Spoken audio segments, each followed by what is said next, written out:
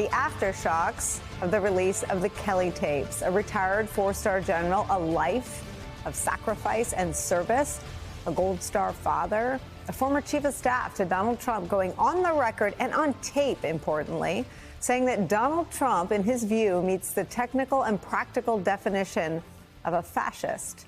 General Kelly also recounting the numerous times he mentioned his admiration for Hitler and Hitler's generals to John Kelly.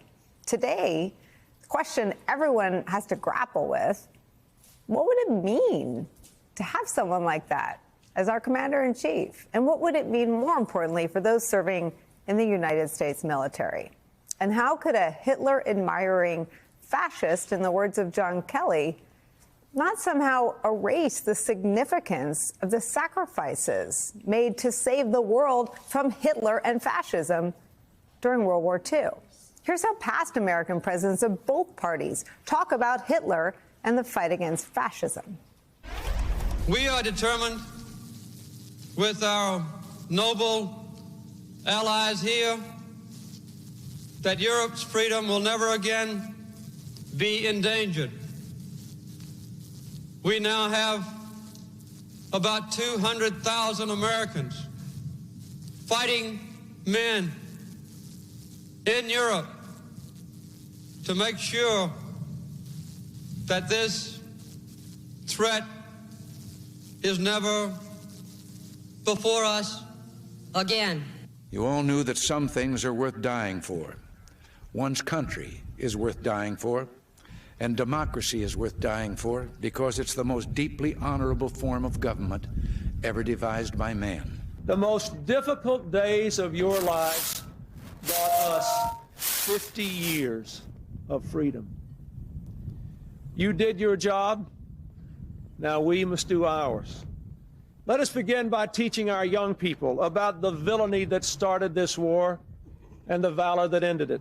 It is a strange turn of history that called on young men from the prairie towns and city streets of America to cross an ocean and throw back the marching mechanized evils of fascism. And those young men did it. You did it.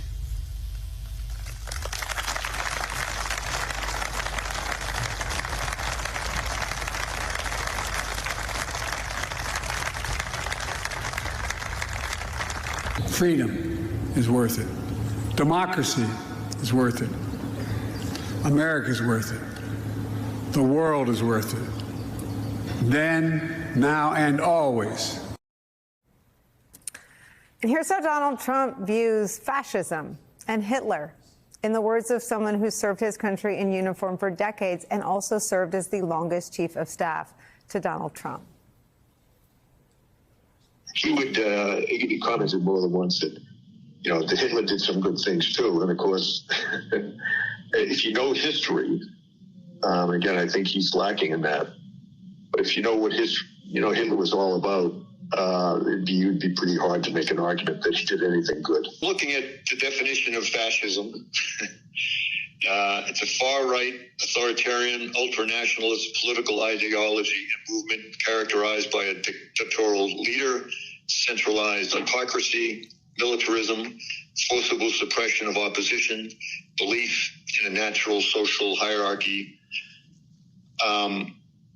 So certainly, in my experience, those are the kind of things that he thinks will work better in terms of running America. He's certainly an authoritarian,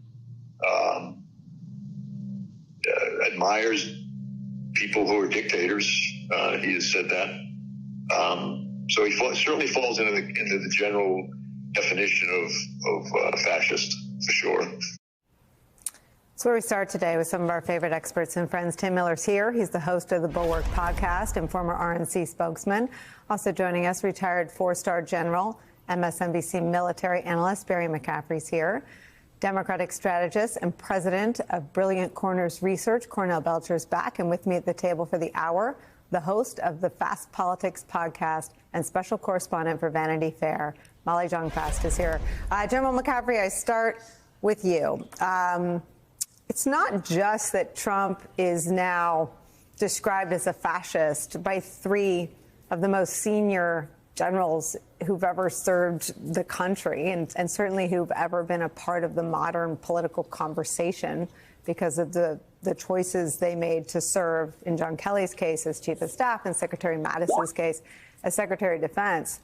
But by all three of them describing Donald Trump as a fascist, Generals Milley and Mattis to author Bob Woodward, and John Kelly in his own words to Mike Schmidt of the New York Times, the country has to grapple with what that means, not just in 14 days, but about our history. We are a country that describes and agrees that the greatest generation is the generation that fought fascism, is the generation that fought Hitler, who Donald Trump says, quote, did a lot of good things too. How do we do that? It's very difficult to address this issue rationally. It's so preposterous. Hitler and his generals murdered 21 million people, the mentally ill, the gypsy population, 6 million Jews. They killed the sick, the elderly, the prisoners of war. They devastated Europe from the Ural Mountains all the way to the English Channel. We had 400,000 plus U.S. troops killed during that conflict. My dad served, all three of my uncles. The nation came together. We put 16 million men and women into uniform to try and roll back this evil. It's simply beyond belief that Trump could take this stance. And by the way, Kelly, I've known for decades. He's one of the finest public servants, Marine generals we've ever produced. Man of rock-like integrity. Trump then responds to him that he's a lowlife and a degenerate. Who talks like that? This guy is a basic threat to the security of the United States and to our Constitution.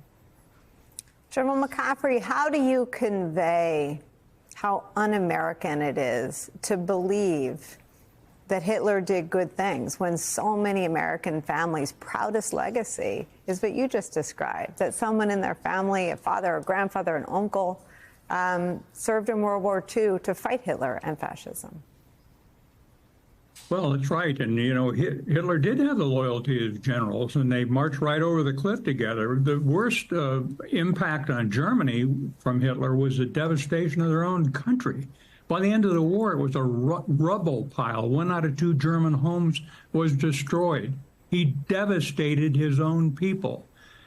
I don't think you can address this coming at it from a rational perspective. I think Mr. Trump, by the way, that when he lost the last election and he moved a retired lieutenant colonel out of the White House and put him in the Pentagon, at the time I was on air on NBC saying this guy is arranging a coup against the United States government.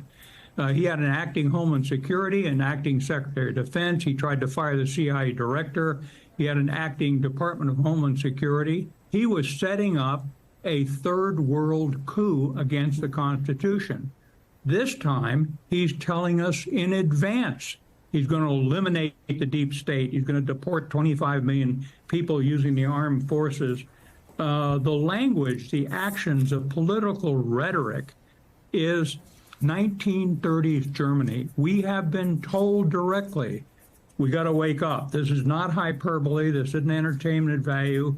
This guy is a fundamental threat to our way of life. Cornell, let me show you how Vice President Kamala Harris dealt with the tapes and the revelation last night at a town hall over at CNN. First, on the question of whether Trump is a fascist. Let me ask you tonight, do you think Donald Trump is a fascist? Yes, I do. Yes, I do. And I also believe that the people who know him best on this subject should be trusted. Again, look at their careers. These are not people, with the exception, I think, of only Mike Pence. These were not politicians. These are career people who have served in the highest roles in national security, who have served as generals in our military, who are highly respected. Talking about the person who would be commander-in-chief. So is he a fascist is a question that must now be asked of every person, man and woman, in elected office, because it's a binary answer. Yes, and you agree with General Kelly, who's on tape saying so, Jim Mattis, and Mark Milley, who said he was fascist to the core. And it's a yes or no question that everyone serving in American government and aspiring to American politics has to now answer. Listen, Nicole, you and I have been working in politics a long time, right? This is crazy uncharted waters, right? We can have policy discussions at the national level for candidates about taxes, but this is where we're literally having a conversation about whether or not someone who might be president of the United States is a fascist. First, I want to say, actually, I think we still owe a world of thank you to General Kelly and those other generals who are still on duty, because I still see this as General Kelly and those other generals, they're still protecting America, right? This isn't about partisanship. They have an oath to this country and to the Constitution, and thank God for them that they still see that they're standing on duty for this country and trying to protect this country. So I'm very thankful that they came out, that General Kelly came out and he's putting this forward in a close. My question, I actually want to sort of throw the question back to you, Nicole, is how much of this conversation about fascism is going to matter to that 48% of Trump voters that we know voted for him 2 times before, right? How many of those voters are going to move or even understand what fascism is or the threat that fascism presents to their freedoms? I mean, this is uncharted waters where we're having a conversation. We've got to explain to American people, especially a lot of young people, what the threat of fascism is and how that could impact their lives.